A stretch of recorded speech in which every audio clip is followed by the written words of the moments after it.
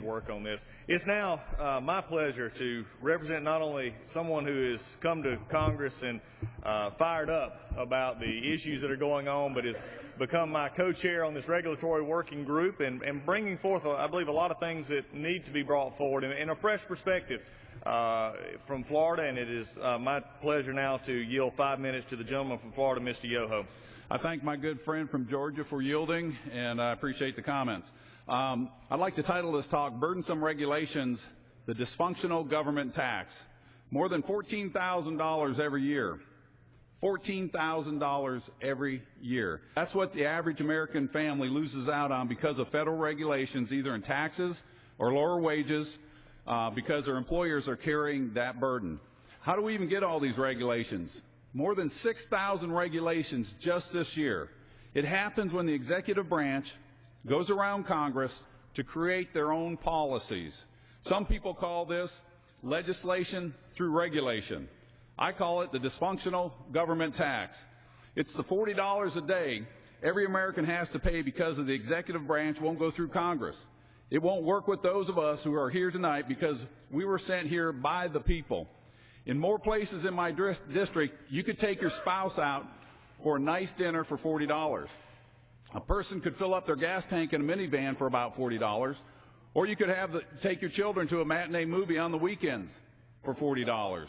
When I'm home in my district, I hear from people who own their own business and from people who just care about their work about how federal regulations are making it harder to make ends meet. We're going to talk about a few of these regulations tonight, but let me tell you about a few stories from North Central Florida. There's a lumber company in my district that has to aim lower. By that I mean versus aiming higher to expand their business, and this is because of the burden of the Affordable Care Act. It's too great to bear. They would love nothing more than to hire more people, more workers, or buy that extra piece of equipment, but there's no telling what the compliance cost of the ACA will be.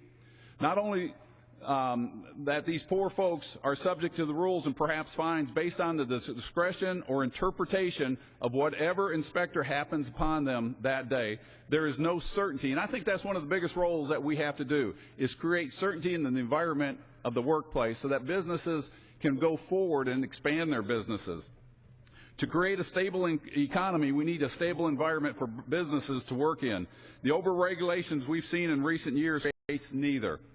An example I just heard this today. I got a fella in our district, he's a watermelon grower, and an interpretation of a rule from the Food Safety Modernization Act, commonly called FSMA. This rule says that the use of water bottles cannot be used by workers in the field when they are picking the melons. Now, I don't know if words can describe just how hot and humid it gets in Florida during this time of year, but it gets pretty darn hot. Not allowing water in the fields is tantamount to cruel and unusual punishment. Even more ridiculous are the protesters that have been out there, they've been placed on the site that talk about the risk of heat, or the posters that have been put out there to talk about the heat stress. And what you see here is a poster that's put up by one of the regulatory agencies warning people about heat stress, but yet they won't let you take water into the field and pick watermelons. And these are some of the regulations that they don't make any sense, and it causes confusion in the workplace. Another example comes from Florida, has to do with the poultry recycling program. This act was amended in 1997 to include new definitions. Poultry products that have been below 26 degrees Fahrenheit may not be labeled as fresh. Such labeled product is considered misbranded. A company I know had a USDA inspector come out and identified poultry label as fresh, and they said that the product was below 26 degrees Fahrenheit. Due to the rule, the product was detained. Now, keep in mind that as a veterinarian, I can tell you that this poses no safety risk to the average consumer, to any consumer. After 4 months of engaging the agency with time and money spent on litigation, the USDA changed the rule to allow poultry frozen below 26 Fahrenheit to be labeled as fresh as long as they sold the product to end users like hospitals and restaurants. Precisely. This is the business that this company was selling their product to all along. The bottom line, it wound up costing them 4 months of lost revenues, and the rule cost this business $681,000, and they had absolutely no way to recoup their losses.